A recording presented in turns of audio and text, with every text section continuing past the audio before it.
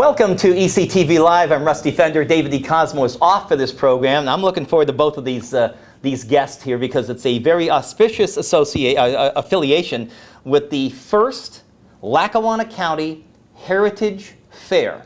And joining us here on the program, attorney Armand Olivetti. Good to see you. Thank you. Nice to meet you. Nice to meet you too. And Dominic Perini from the Mid-Valley area. Armand is the president of the Fair Association, the Fair Association, and also Dominic is the treasurer of the authority as well. Yes, sir. So as far back as I can remember, I cannot place a Lackawanna County fair in the area, and there's a good reason for that, right, Armand? Right. The last Lackawanna County Fair, as far as we can tell historically, was about 100 years ago. It was based up in the Abingtons. I believe the Little League field is up there now. And it lasted for a few years, ended, and basically the county commissioners a few years ago created a study commission to look into, I'm going to say resurrecting, now that it's the Easter season, we'll use the word resurrecting, a county fair. So it's been probably 100 years. See, if DeCosmo's here, he'd remember going to to that the fair, right? And buying hot dogs and cotton candy and all that. And, you know, why wasn't there a fair since then? Every other county seems to hop on the bandwagon. And, you know, in this day and age, and again, not that long ago, Armand and Dominic, you'll remember as far as the late 1980s and early 1990s, the blue laws were in place. You couldn't sell, you couldn't open a business on Sundays.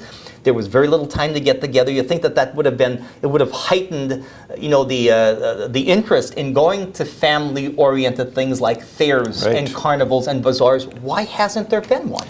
Well, I can only give you our best guess. And fairs in Pennsylvania are typically what we would call an agricultural fair. They're regulated by the State Department of Agriculture.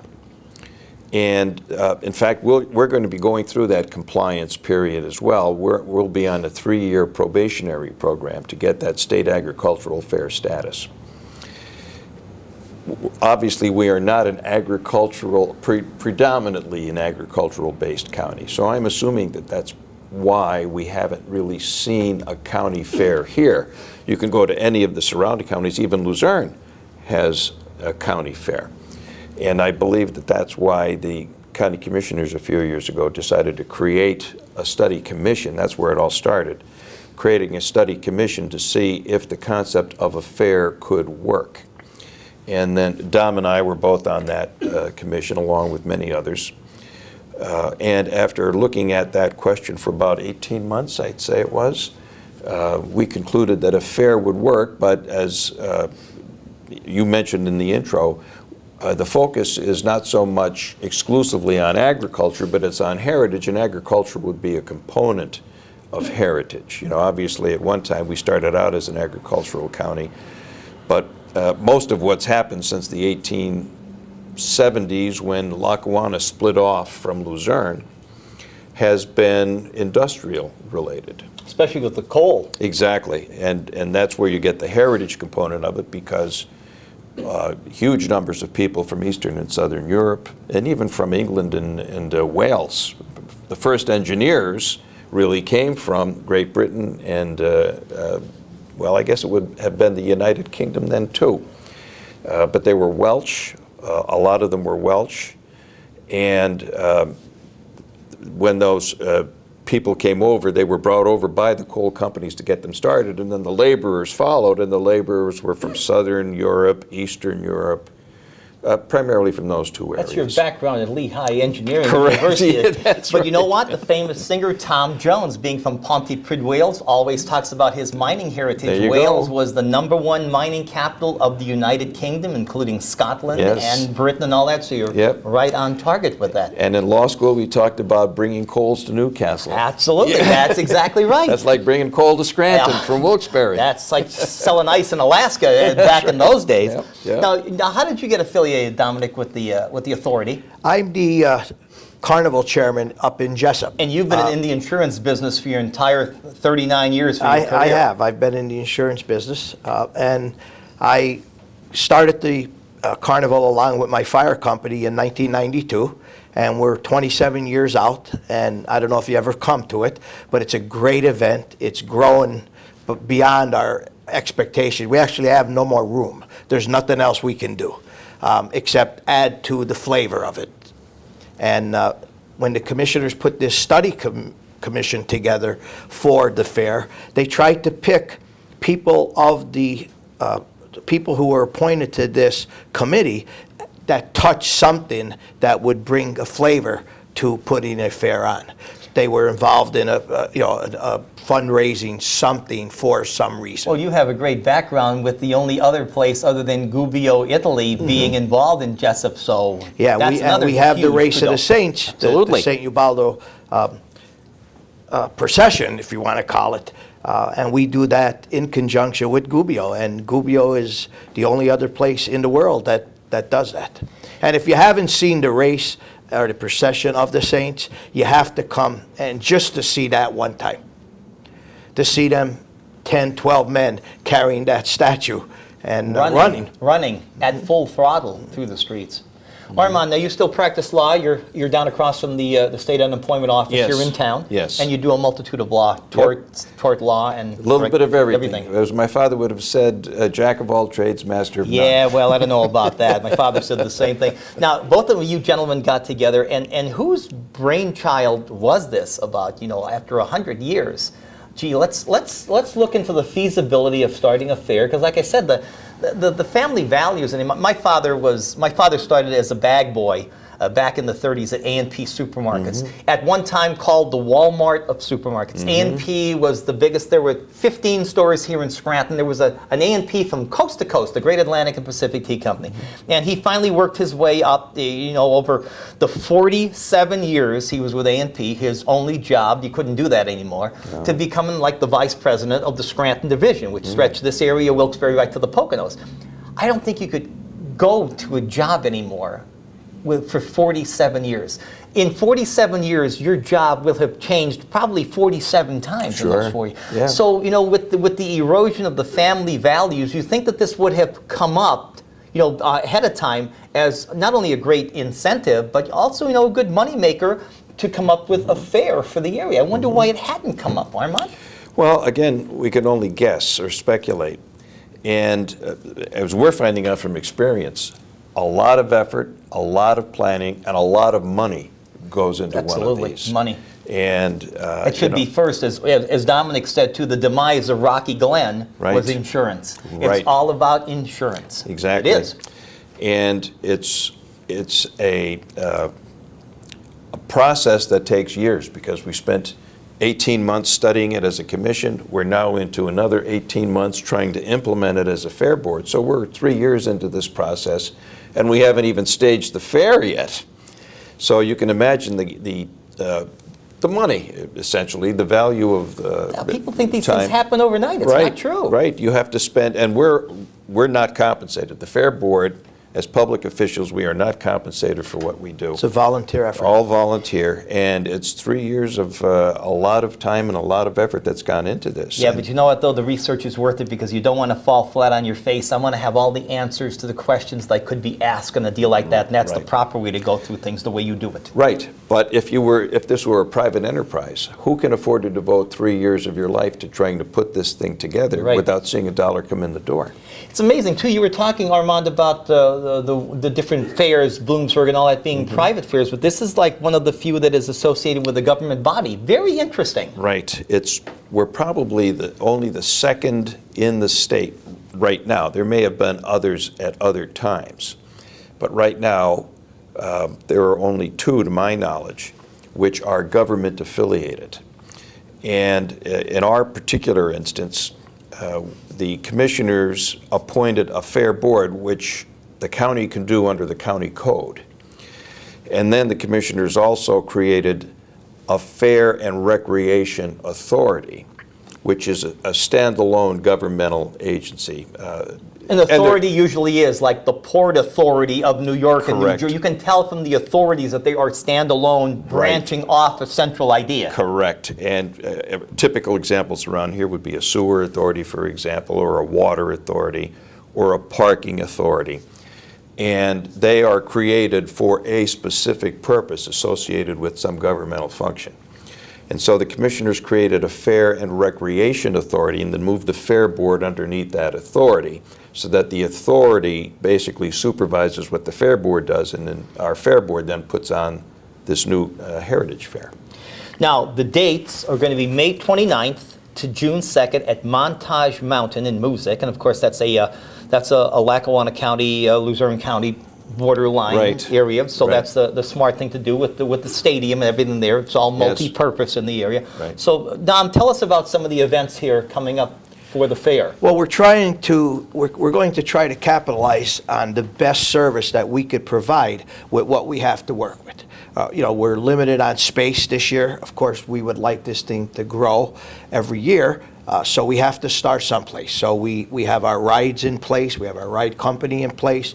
We have several vendors in place. We're putting all the components in place. Armin touched on the agriculture piece. You have to do certain things within our capability right now to qualify for this, or you don't get that 3-year probation period. So we've worked we've putting entertainment in place. We're putting, there's going to be bands on stages and acts and magician walking around doing magical tricks and things of that nature. And we're trying to put the component as best as we could with what we have to work with. Is that fair enough to say? Sure. And again, this is going to be a great weekend, May 29th. The only thing you have to worry about is the weather. Yeah. And again, being an outdoor event, folks are used to this in the summer months. And it's, folks do want to get out, and you always run the risk with the weather. Mm-hmm. And you know what? That comes back sometimes to really help you in some areas, because another fair could get rained out multiple days, and then you're the recipient of great sunny weather, Yep. so you reap the benefits without really doing anything on that. So this is really a hit and miss, but it could really come back and be gangbusters for you, especially for the first one. We hope so. Absolutely. Yeah, because And we we're want going to be the first one out of the gate. Yeah. Like if you look at all the fairs, and that was one of the components that our commissioners wanted to make sure that we didn't, in putting this together, that we didn't hurt any other organization. We didn't hurt a church picnic. We didn't hurt the culture. We didn't hurt anybody who was established already in doing something that now we're going to come and try to put a fair together. It's really good. A lot of folks in this area, especially for the St. Patrick's and the St. Patrick's Day and St. Patrick's parades, because a lot of them don't fall on the day, that they do work with other areas. We do have the chairperson for the Pittston St. Patrick's Festival, and of course, the parade. They work very closely with Scranton, so as not to take any of steal any of their thunder. Their entertainment for the week. You want everybody to get an even shot at this, but mentioning about the church picnics, that's very good, because that's the start of the church picnic season too, and that's anymore with the closing of a lot of the Catholic churches, that's a huge hit in their revenue stream for someone else to take a bite out of that at the same time, right, Don? Especially the few that are still doing it. I mean, if you look at who in the Catholic Church arena, you probably could count on one hand in Lackawanna County how many churches really do that anymore. And in Luzerne County, as a matter of fact, too. I remember when I was a kid that the churches would get a break on the on the soda, and if they sold adult beverages, and on the food. It's not like that anymore. You pay full price. Right. It's tougher in this day and age to get a black bottom line, right, Armand? Correct. And the other issue, as we're finding out, because with the concept of heritage, what we had hoped to be able to do would be to invite the church organizations and the volunteer fire companies, some of the civic organizations, and many of whom will be, for example, performing. The Civic Ballet is going to perform at the fair. But we were hoping to be able to bring some of those attractions in and offer the churches the opportunity to sell at the fair the types of things they would sell at their church picnics. But we're finding out, as Dom said, a lot of them don't have the picnics anymore because they don't have the people to work the picnics.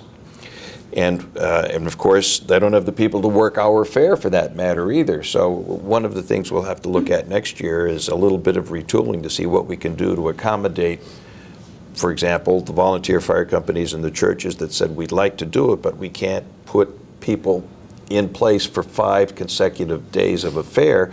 If it was 2 or 3, we might be able to do it. So we're going to have to do a little bit of retooling for next year. We all know that labor is a big bite out of everything. I belong Yes. to a parish in the Duryea area that now is a combination and a compilation of 3 parishes, Yeah. 2 of which have since closed. Yes. So even that, with the with the amalgam of all these other parishes, you find out there's more people available, but less people to work. Yes, well, we're all getting older, too. That's part Now, of the speak for problem. yourself. Speak for yourself. And you know Armand. what? We were talking, we know how old he is. And what you find out in all of these organizations, and Armin is seeing it now as we continue to meet, you'll get a core group, and the core group is who supports it. And when that core group goes away, it's usually over. Because it doesn't seem like the younger generation today is stepping up to do this. I don't know why. I can't because agree with you if more. they did, Rusty, they would realize the joy that they get in their heart in putting something together and raising money for a volunteer fire company and having the money to pay that payment every month. You know, some of these volunteer fire company truck payments are $3,500 a month. A month for 15 years. $300,000 for one truck. That's cheap. I know. Normally they're exactly. $500,000. Exactly. Normally. So, you know, you take away that fundraising, the boroughs or the cities, even the city, the taxpayers can only pay so much. The taxpayers could only support so much. Then you got to find other ways to help. Or you're going to be out of business with even your taxpayers. There's no tradition, Dominic, anymore. There's no sense of tradition anymore. And that goes back again to the late 80s Right. when big business took over. You know, there were 5 or 6 lumber yards and hardware stores just in my area alone at the Luzerne-Lackawanna County line, Duryea, Old Forge. Now it's a Home Depot and a Lowe's society. And with that, not only does the local lumber yards and hardware stores take a dive, but it also takes a chunk and it kills the spirit of the area because the family names that were on those lumber yards and those businesses are no longer. It's a McDonald's corporation. You can have the best burgers in the world, but put a McDonald's next to you and you're shuttered within the end of the week. And that's the problem. There's no tradition anymore, Dom. And I don't know how do you get around something like that. I mean, we even see it at the fire and ambulance level with the volunteers coming in. I mean, you know, we used to have a list that we picked who we wanted, and we looked at the list when I go back my 50 years, and we looked at the members that wanted to come in, and you judged the character of that member, and you judged what that member may have brought to your organization. Today, you take anybody you could get. Absolutely. You pick and choose 20 years ago. Now the first person that walks in, you're hired. It's true for anything like that.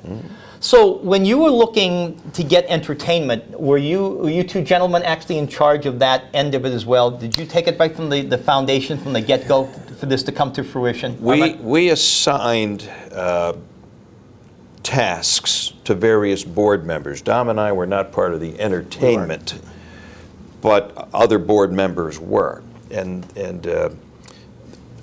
even with the entertainment, we have been trying to use local bands, local entertainers, local church. We have I think it's a Ukrainian church choir coming in to sing. We have a local opera singer from Jessup, I believe, who's coming in to sing. You know, and this gets to the point that you were making a moment ago with respect to you know, losing that personal touch when local businesses are basically shuttered as you know, when the national competition comes in. One of the reasons we chose heritage as a theme was to remind ourselves of where we came from, because who we are is based upon where our parents and grandparents came from and what they contributed to the local heritage and the local culture. We're all products of that. So we've tried to do that as part of developing the concept of the fair, to emphasize local history, local heritage, local culture, and draw upon that, putting the fair together to let people know that we have good quality entertainment, we have great good quality food, obviously. Absolutely. Great people in this area all throughout northeastern Pennsylvania, not only Lackawanna County, but all throughout northeastern Pennsylvania. And we want to remind people of that. I think people our age already know that. I don't think, as you pointed out, that the younger generations understand that, and we're trying to reinforce in them the good things that we saw growing up in this area, and we still see today. May 29th, June 2nd, Montage Mountain in Moosic, and I think this is a twofold deal because first of all, you want to get the most bang for your buck out of that venue. Right. The concert season is intense, but it is fleeting. It is not every night. You Right. get a run near the end. Again, you're going to play the bigger venues in Philadelphia and New York City and Boston and all that before you come to Scranton. Let's face it. Right. It's a smaller market, even though it is it's top 70 market, but it's still a smaller market. So you're going to utilize a great place to see a concert Right. with improved transportation to get to and from the mountain, Right. parking at the base of the mountain. This is a winning situation regardless of how you look at it. It really is. We feel that way. We selected the site because we wanted to try to cross-promote not only Montage, but also our pavilion up there and the ball field.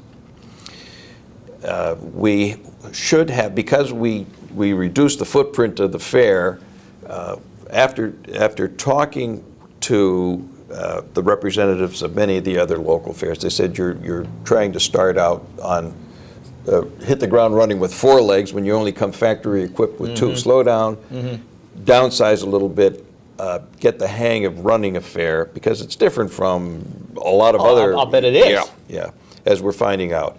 So we downsized the footprint of the fair this year. It's at Montage. And we're going to have an upper campus, which is the parking lot, and a lower campus, which is where the lodge and the water park rides and whatnot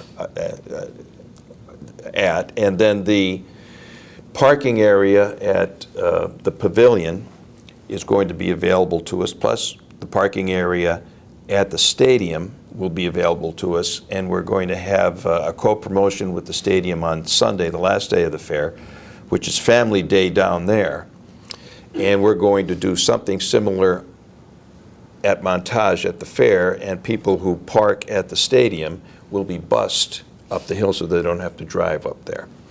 So we're trying to take complete advantage of all of the available facilities, and we're coordinating on the traffic issues. The pavilion will not have a concert that weekend, so we don't have to worry about that traffic. The stadium will have a game in the afternoon on Sunday. They'll have evening games, I believe, on Thursday, Friday, and they may have an afternoon game on Saturday. That'll work. The folks will be there already. Right. Games in progress. Right. That'll work. Right. So that they can just shoot right up the mountain if they want to do that. PennDOT has worked with us to make certain that there's not going to be an active construction zone around the stadium or the Davis Street and Montage Mountain exits at the time of the fair, so that we don't have traffic issues on 81, which typically is a source of problems up there on that mountain. And especially this year as the start of the total repaving project from Yes, Ashley right. to the Clark Summit line. So it's Right. like, you want traffic, but again, this is a year to watch for some atypical traffic patterns with the repaving, and Lord Right. knows 81 does need it, but both lanes, both directions, and both shoulders, both directions for the entire safety zone. So. PennDOT's been great to us. No doubt, no doubt. And the folks in District 4 always try to accommodate, folks having, special events like this. But things look good. May 29th to June 2nd at Montage Mountain once again. I hope this is the first of many more to come. Well, we hope so too. And I just want to mention that as part of the price of admission, it includes the parking, but it also includes not only the rides. Swica Amusements is providing those rides, but water park features and the chairlift at Montage are going to be included in the price of admission. If you want to do the zip line, that's an upcharge payable to Montage. And the admission price is, Armand? $10. $10. Yeah. Children under 2, free. That's great. Parking will never be a problem in that area, and again, with the busing from the different Right. parking levels and plateaus that you have. Right.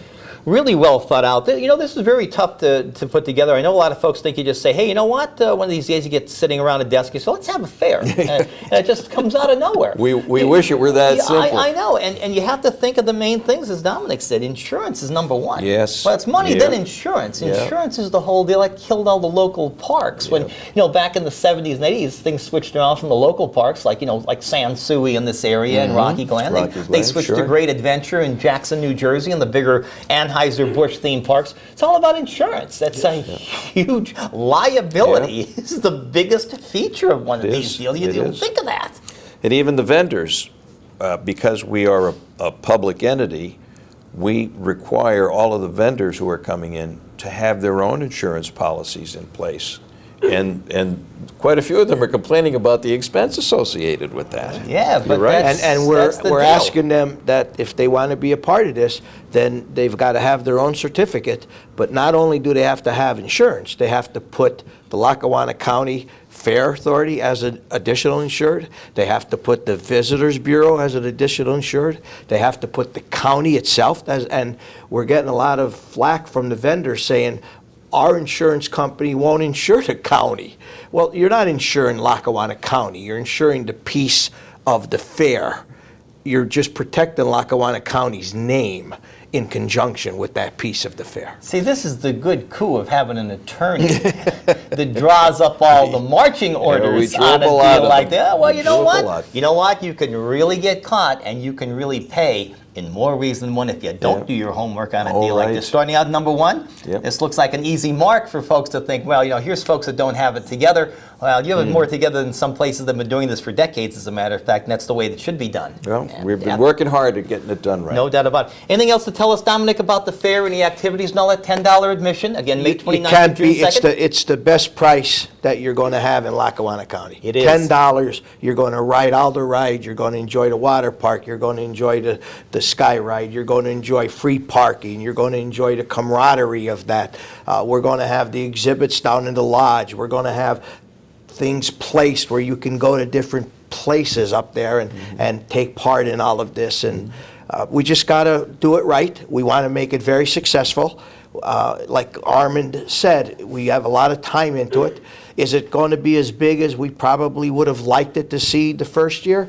No, but like we were told, slow down and get your foundation in place. Because once you build that foundation and it's solid, you could put any kind of house on it you want. Remember, in the entertainment business, leave them wanting more. You never come out with gangbusters. You want to under-promise and over-deliver, Overperform. not the Yeah. other way around. Yeah. That's the truth. We will have two performing arts stages. The upper campus stage is going to be for the bands, for example, and we're trying to line up some dance troupes. So if we need more space for, let's say, an Irish step dance or something like that, we'll have the larger stage up on top.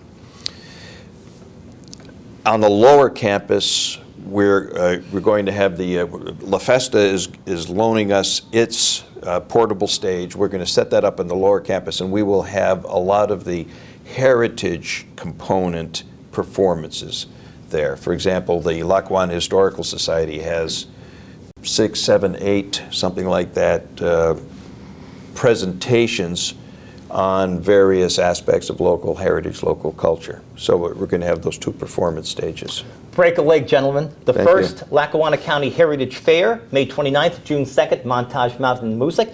President Armand Olivetti, and of course the Treasurer, Dominic Perini. And we thank you both, gentlemen, for being with us. Thank you. Thank you Good for luck. having us. Absolutely. Appreciate Good it. luck to both of you, gentlemen. David will be back next week. Mark McGlory, thank you so much for your technical wizardry. Rusty Fender here, back next week once again on ECTV Live. Thanks for watching.